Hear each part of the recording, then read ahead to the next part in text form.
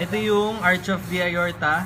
May dalawa siyang branch, 'di ba? Yung brachycephalic and left subclavian. So, yung left subclavian, ito yung internal mammary. Tapos at the level of the first rib, so axillary na siya, 'di ba? Pero pag dumaan na, ito na mga ventral thoracic, long thoracic, din na natin isasama yan. Pero pag dumaan na si subscapular, ito, kita niya ba? Yan.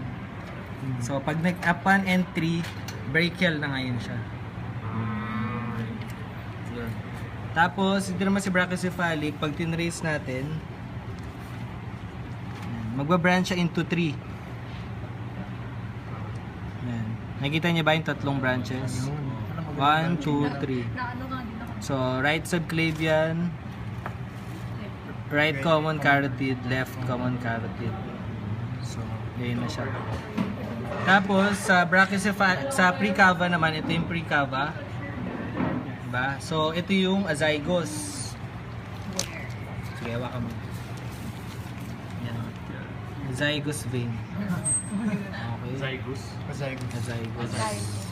So, pumasok siya doon. Yan. So, precava.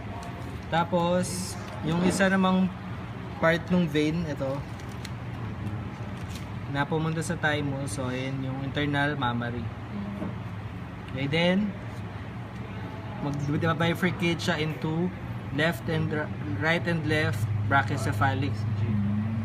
Tapos, yung brachycephalic, pag tinrace nyo, mag-branch siya into the subclavian and the external jugular. Okay, so, yun. Brachycephalic. Paired. Ito naman din yun. So, subclavian, tsaka external jugular. Ngayon, external jugular, pag tinrace nyo, ngayon siya. So, ito, ngayon din siya. So, magbabifurcate yan into anterior facial and posterior facial vein. Okay? Ito yung na-sever dito yung connection ng internal jugular, pero supposedly dyan siya manggagaling, internal jugular, tapos katabi niya si common carotid dyan yan.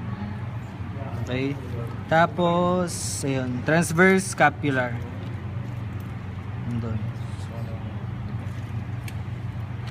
Okay, so yun. Cheers on yung transverse.